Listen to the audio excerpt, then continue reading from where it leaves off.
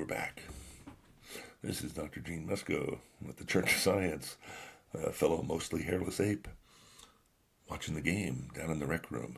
As I was talking about sports last time, and what if we had a society based on professionalism? That was my goal last time, to talk about professionalism as the standard for society. And if we had a professional society, and that was the standard for citizenship, what would that mean? Because we're constantly evolving. That's what I like to talk about here, is evolution, here in the Church of Science. And in the Church of Science, we go about the way of looking at things and say, how do we make things better? How do these things work? And when we look at society, what I see are social adaptations of belief systems in governments and economies.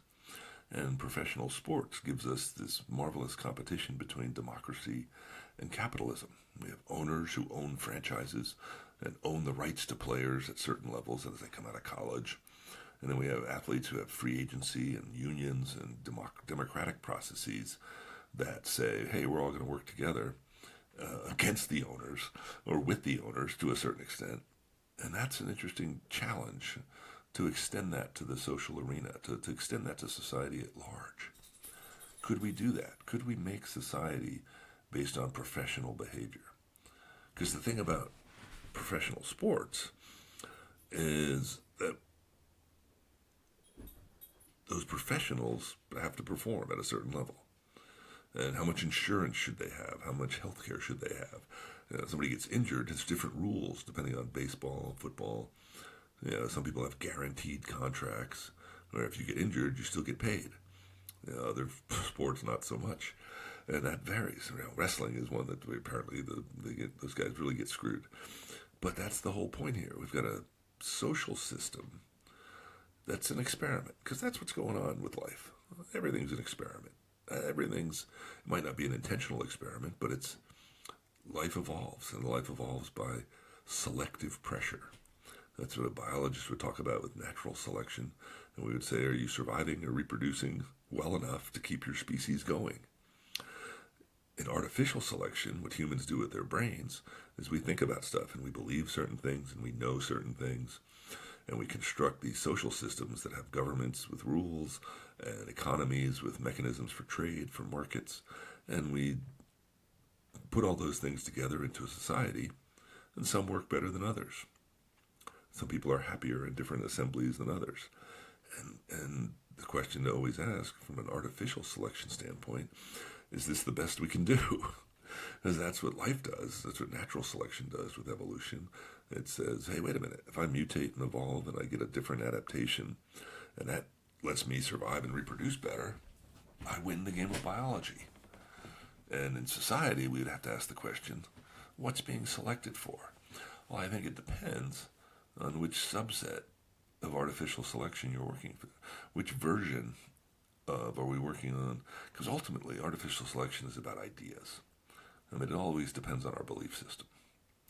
And our belief system is the information we all have to work with in our brains.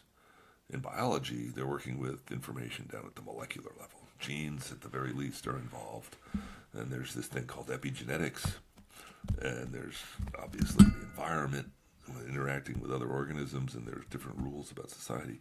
But whenever humans evolved consciousness, we came up with this brilliant idea to say, hey, here's consciousness, and we can think about things, and we can make stuff up, and then we can learn things. And that's the difference between knowledge and belief. Information is subdivided into stuff I can prove to other people, that's knowledge, and belief, stuff that I think is right, but I really can't prove it. And that's the idea. And in science, we would call that a hypothesis. If you do it formally, then you say, hey, I think it works this way. But then you got to test it. And that's what we do socially. We are constantly testing things. We're making structures. We're building adaptations. We have economies and governments and belief systems, and we rearrange them constantly. And the best ones win out. Which ones do the most people adhere to, and what combinations? And that's what drives artificial selection. Artificial selection is based on these three adaptations. And sports, what I was talking about last time, is a really neat model because it's based on this concept of being professional. And I think the fundamental aspect of being professional, anything, is that you make a living at something. However the economy works, the society at large says, if you're a professional, you make a living at it. I think that's, at the very least, one component of being a professional whatever. Whether you're a professional athlete, or a professional artist, or a professional accountant, or a professional teacher, whatever it might be, you make a living at what you're doing. Now, obviously, how much of a living, how the quality of your life is a separate question. But being a professional something means that you make a living at it. And we have a lot of jobs that most people wouldn't consider professional because you can't make a living at it. You really can't make a living as a retail clerk. We don't refer to that as a professional position because it's usually paid below or down near minimum wage, whatever the minimum wage is. And bottom line is, the way we've structured our social system here in America, what we call minimum wage is below the sustainability level. As a biologist, I would look at life and say, sustainability is a key thing. I mean, living in an ecosystem that's cycling material and receiving energy. And if I was going to be an ecologist, I would have to say, sun beats down on plants, and plants make oxygen and build up sugars, and other animals eat those plants, and other animals eat those animals. And if there's enough production, and there's enough nesting places and survivable places, and enough nutrients, a bunch of organisms can live within that ecosystem. That's the bottom line for biological life. But social life, what we call human life and artificial selection, we humans build up these social systems. And we do that because we can think about stuff. We have consciousness. We've been doing this for tens of thousands of years, possibly millions. But we'll leave that discussion for another day. But the idea that humans can think about stuff means we have added artificial selection to the process of evolution. And because we have artificial selection, we've settled into three main tracks of major adaptations of how we think about stuff. We have our belief systems, our governments, and our economies. And one of the synthesized adaptations that we have is this idea of being a professional. And I'm going to use the definition at least partly. And there's other, obviously being a professional in a different field, in a given field, means certain requirements. You've got to go to med school to be a physician. You've got to go to law school to be a lawyer, etc. But whatever profession you're in, you're making a living at it if you're a professional. If you're an unemployed physician because you've lost your license or whatever, then you're no longer a professional, in my opinion. You've ceased being a professional. You've retired maybe, and you're no longer doing that. But being retired can also be the goal here, because if I'm a really good professional, if the professionalism means making a living at it, professionalism should include a retirement. You should be able to work at something, earn enough money to live your life comfortably. And that should include some golden years, some retirement. This would be a great way to structure society.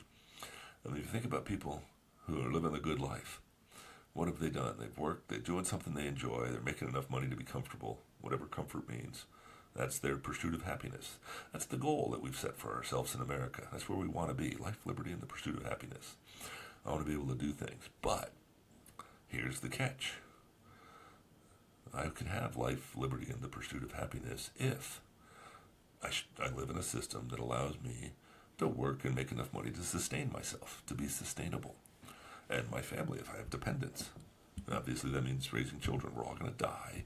That's something that varies based on belief systems, whether you live afterwards. That's a separate thing. That's why belief systems, it's one of the reasons belief systems are important. As to what, is there anything beyond this life? That's a separate question. But once we're dealing with this life, that's all we want, and that's what we're going to deal with artificial selection as an extension of biology. What happens when we think about stuff? Well, we make stuff up. We make rules about stuff, and we make governments. We trade things, and we make economies. We trade goods and services. We make rules about it with governments, and we live in our societies. And then we try to figure stuff out. And we make those things better by producing knowledge, by producing information that's functional. Because that's the issue with information. Information is this extension extension of our brains.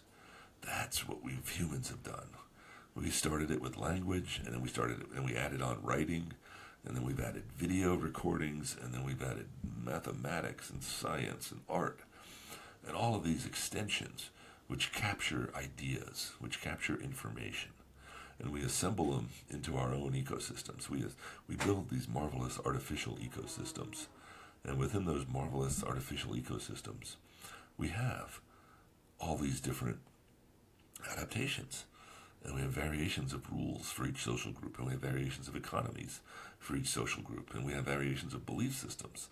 What set of ideas decide what's good and bad, what's right and wrong in a given situation. And we go on through life. And as we move through life, and we have all these things, is there a better way to do it? And that's where I settled on today's talk about professionalism, with professional sports as an example. Because if you were a professional, you would do something you enjoy, hopefully, you think is worthwhile, you believe in its value, and partly that's because you get economically rewarded for it. You make enough money as a professional to survive, and to survive well, ideally, is what should be going on. And isn't that how we should be structuring our society? Everybody should have the chance to work hard and do something they enjoy and make enough money to survive and enjoy life, to have life, liberty, and the pursuit of happiness, and that would include a little bit of retirement at the end. So let's set that as our goal. Let's work from that today and see if we can figure out how would we build a society that would say, I'm a professional. I want to be a professional. I'm growing up in a society, and the goal is to become a professional something. And if I become a professional something, I make enough money to live and have a decent retirement. And for me, I'm just going to set some basic ground rules here. As a professional, I'd like to have my own home. I'd like to make enough money to eat what I wanted. I'd have enough time within my day to stay physically fit, to use my body and keep it healthy. I would have enough time for recreation. I wouldn't be working all the time. I would have a certain amount of vacation time, and I would have an ability to retire at some point and enjoy the golden years of my life, and even reproduce. I should have the option to reproduce if I'm a professional. If I'm doing something worthwhile, society should grant me the option to a professional that they're worthwhile enough as a human, that because they're contributing as a professional, making a living, if they want to reproduce, they have enough resources to do that and to have their child grow up and hopefully do something better even. And so that would be where we could get to if we knew how to do it. We'd go through the process of growing up. Each of us would grow, would develop in life. We'd have a chance to be educated, to build our bodies and our minds, and develop them to a point where we understood how the world worked. And we would get to choose what I want to do, what I think is an important thing about life. And I'm going to be a professional at that. You should have the option to change down the road if you want to. But I'm going to do it. I'm going to be professional enough that I can earn enough money to have a home and life, liberty, and the pursuit of happiness. I dare say we don't have that right now. And we don't have that in anywhere. Some countries might have it better than others. And there's surveys that do happiness indexes, and they go around and they talk to individual countries. And if you look at those countries, what kind of things do they have? Like some of the Scandinavian countries have a relatively high happiness rating by certain social scales, and they have healthcare and retirement packages and vacation time and homes. And there's still poverty, and there's still things, and there's still diseases, and things happen. But we should be minimizing those things. What do we have in America?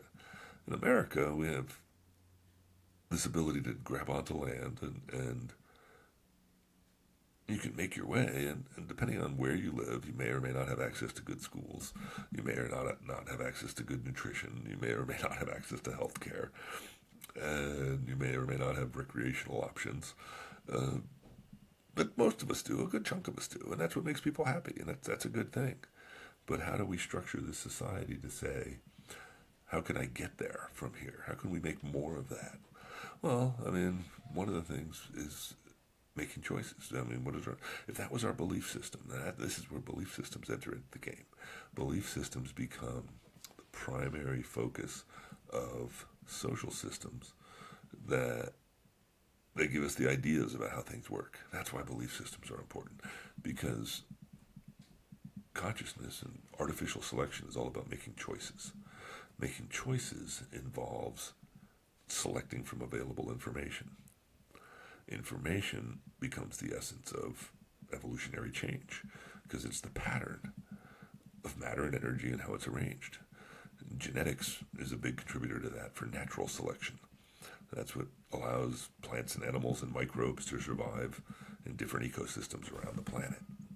But when we humans get involved and we have consciousness and we think about stuff, we had this extra layer of selection, this idea of artificial selection, that I could think about something and say, hey, what if we do it this way?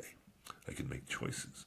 Well, what information do I have available? I have knowledge and I have belief. Knowledge is what you can prove to everybody else. It's what everybody knows. For a given set of mathematical symbols, we all know that 2 plus 2 equals 4. And as long as we all agree to that set of rules, we accept that as knowledge. That's something we can say if we start. But ultimately, it all goes back to a belief system. However, we're going to shape a 2 and a plus sign and an equal sign, and those have to mean certain things. We have to accept that belief. Ultimately, everything circles back to belief, to the acceptance of a set of ideas. So what's that? So what are those beliefs that we have? Well, in modern America, we say capitalism is good, and most people agree with that. Now, that's a pretty reasonable system. Some people scream about socialism, that we don't want socialism.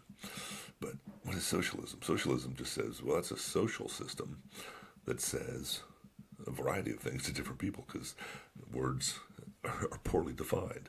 In order to be, this is the importance of education. This is why educational standards are important. Because if I have educational standards and I have a dictionary that we all agree on, then we can go to the dictionary and say, this is what this word means. This is a vocabulary word. And people who say, why do we have all these extra words? Well, because they mean things. Professionals mean things. If I was a professional in a given society, I would adhere to certain standards, and there would be certain rules. Now, for a professional society like the American Medical Association or the American Bar Association, they have codes of ethics. And ethics say, yes or no, you can belong to the society. Ethics are I like to think of ethics as experimental laws. Because an ethical code says this is good for this group. And it's not the whole group, it's not the society at large, but ethics are what we decide is acceptable for a group of a given society that I belong to. And it's not necessarily the nation that I live in. But if I'm a physician and I want to be licensed by the American Medical Association, I have to adhere to a certain code of ethics. And if I violate those ethics, I lose my license. I can no longer practice medicine. Same for lawyers with the American Bar Association. Same for a professional athlete. If you decide that you do certain things, you're going to get kicked out of the league. And so professionals have ethics, have a code of behavior. And ethics exist only because people believe certain standards. And they think this is acceptable behavior and this isn't. And that's really where we should be going, because we have these things we call laws at the bigger level for the society at large. And laws supposedly have a bigger impact than ethics. But I think at its core, laws ultimately, too, are built on ethics. They go back to the point of saying, what do we believe in as a nation? What do we believe in as a whole society? And laws become this boundary then for acceptable behavior, with usually more significant punishments. If you lose your license as a physician or a lawyer, you can no longer practice in that profession. You could go on and do another profession. You could become an artist. You could be an accountant, maybe. I don't know, whatever else you wanted to choose. If you had the ability, you could do that. And that becomes then the issue. If that's the game that gets played, if that's the model we want to use for society, and say professionalism is the key thing, let's be professional here and have standards. And maybe that should be the standard for citizenship. Maybe that's the difference between society and civilization. That a civilization has rules that everybody belongs to. And if I'm a civilized member of a civilization, and one way to do it would be to say we're professional. That means every adult contributes to the society at a level that everybody else agrees they should be compensated to have a sustainable life. They should be able to make enough money to have their own life, liberty, and pursuit of happiness, and possibly reproduce, have a nice retirement, take a few vacations, cover their health care. That's what a professional has access to. And that seems to be a goal for a lot of people. I think most of us would agree. I should be able to do something and make a living at it and be comfortable and have a nice life. That would be great. Well, so how do we do that? Well, maybe we need a different standard for citizenship. Maybe we need the standard of citizenship to be professional. Maybe this is what the founding fathers were upset about when they decided that only 6% of the population could actually vote back in 1789. And originally it was the white landowning males. And obviously we've dealt with the whole racial thing and the whole sex thing over the last few centuries. But what was the deal with the landowning? The whole idea of landowning was that you were responsible, because that's the essence of professionalism. That should be the essence of adulthood. Are you responsible? Are you responsible for a piece of land? That's an interesting concept. What if we were each responsible for some segment of our society? Because that's what a professional should do. Physicians are responsible for everybody's health care. Lawyers are responsible for maintaining the legal code. Accountants are responsible for keeping the books straight. Artists' job is to interpret beauty. Scientists' job is to dig up knowledge. Teachers' job is to disseminate information, both science, knowledge, and beauty, art and science. And so we have all these people who do these things, but do we have enough of them? And are those people, should we have a designation for people? Mechanics keep all of our vehicles running. Tradespeople, repair things and fix all of our devices. And should we have a professional code for all of these situations? Should we have professional standards that equate to ethical behavior, which actually become legal behavior? And if that were the case, those would be the people who could vote. Those would be the people who could make decisions. And maybe the only way to do that is to be a little socialist. Because I think right now democracy and capitalism are battling it out. Then we're having this disagreement socially about should people be able to have unlimited access to resources. Because that's what the deal is politically right now in the U.S. Politics is based on money. We spent billions, literally billions of dollars every year on politics and electing people. And maybe we shouldn't be voting for people. Maybe we should be voting for ideas. Maybe what we should be voting for, because this is what professionals do. We say you can do this, you can't do that. Here's a standard. Here's something we should be doing. The whole issue with climate change. Why are we arguing about climate change? The scientists tell us climate change is a real thing. They're the professionals. They're the ones who look at the data and say, wow, weather patterns are going to change. We're going to get disruptive weather patterns. It's going to get hotter in most places. Some places might cool off a little bit. But here's our models. Here's the best we have for knowledge about this phenomena. And even if it's not catastrophic, even if we don't compromise the lives of millions of people, the mere fact that you're changing things, are we changing things for the better or changing things for the worse? And I would argue as a biologist that climate change, because it's becoming more erratic by introducing more variables, which is what we're doing by polluting the environment, we're creating more chaos. We're creating less order. And then our knowledge becomes less useful because we no longer understand those patterns. So that's where knowledge is based on. Knowledge is ultimately based on what we think about stuff. Science tells us there's patterns in life, and that's what gives us stability. But for an environment, you got to have consistent weather patterns. We have annual cycles of weather. But if those patterns start to shift, What's going to happen in the spring? When are the rains going to come? When will the rains come to this area versus that area? How much rain? How much precipitation? How hot will it get? How cold will it get?